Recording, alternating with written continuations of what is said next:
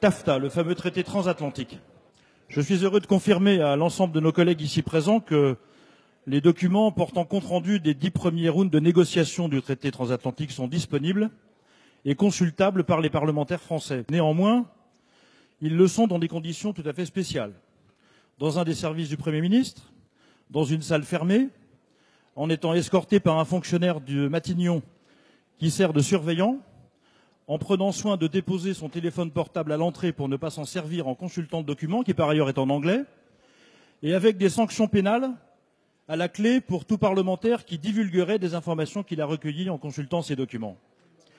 Lorsque je me suis étonné hier après-midi de ces conditions, il m'a été répondu que, je cite, « des directives très précises de la Commission européenne et du gouvernement des États-Unis d'Amérique obligeaient de telles modalités de consultation et ne pouvaient permettre de procéder autrement. » Alors, Monsieur le Premier ministre, j'ai deux choses à dire.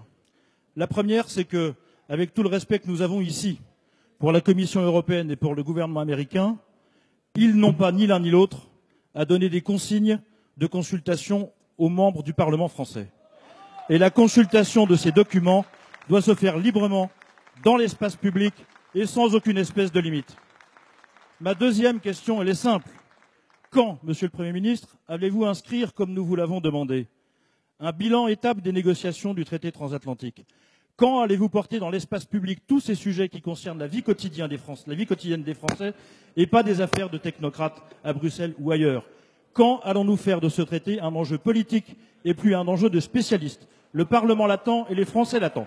Monsieur le député Jean-Frédéric Poisson, je veux d'abord vous féliciter d'avoir fait la démarche que vous avez effectuée pour aller consulter les documents. Un certain nombre d'autres parlementaires l'ont d'ores et déjà fait. J'en parlais encore hier avec monsieur le député Hervé Pellois. Vous avez parfaitement raison de dire que la transparence est un sujet majeur dans ces négociations.